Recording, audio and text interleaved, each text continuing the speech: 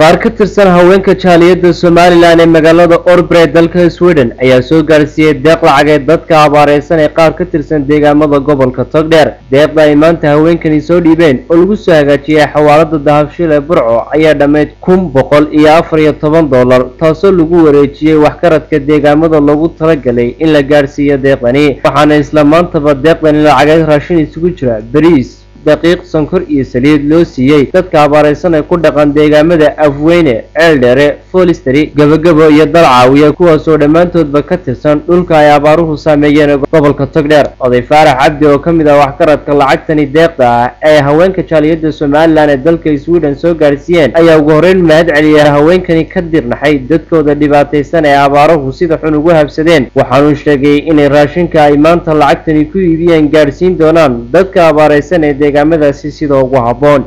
waxaynu soo gaadhay macaawadadii aan noo soo dirtay waynu soo gaadhay ee ahayd $1,100 iyo waxoogaaga dollar oo farxaabiya waxaanu siinay asharta halkaa taal aad iyo aad baan ugu mahadsantihiin. Cilmi Diiriyo isaguna kamid ah odayada maanta gaarsiiyay deeqdani dadka abaareysan ee deegaamadaasi ayaa mahadnaq ballaaran u soo jeediyay haweenka isagoo tilmaamay in loo baahan yahay in haweenka kale ee jaaliyadaha kale ee Somaliland ay ku deedaan haweenkani sida hagar la'aanta deeqda u soo gaarsiiyay dadka abaareysan. anigoo Cilmi Diiriyo waxaan mahad u naqaynaa dadkiina ka mid tahay Foosiya Cilmi Diiriyo hablaha iyo dadka meesha jooga oo mahad naqaynaa. lacagtiina waxaanu siinay $114 raashinkaasaan siinay imikana gaarigii baanu saaraynaa. idinna waa mahadsantihiin. Wassalaamu calaykum waraxmatullahi.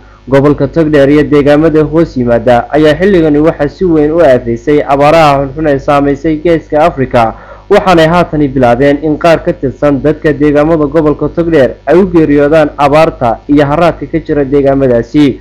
ugu dambeyntii deeqda ay maanta soo gaarsiiyeen haweenka Somaliland ee magaalada Orbre ee dalka Sweden oo ay wakiil ka ahayd Foosiya Cilmi Diiriye ayaa wax weyn ka tari doonta baahida haysata dadka ku abaareysan deegaamada maanta deeqdani la gaarsiiyay.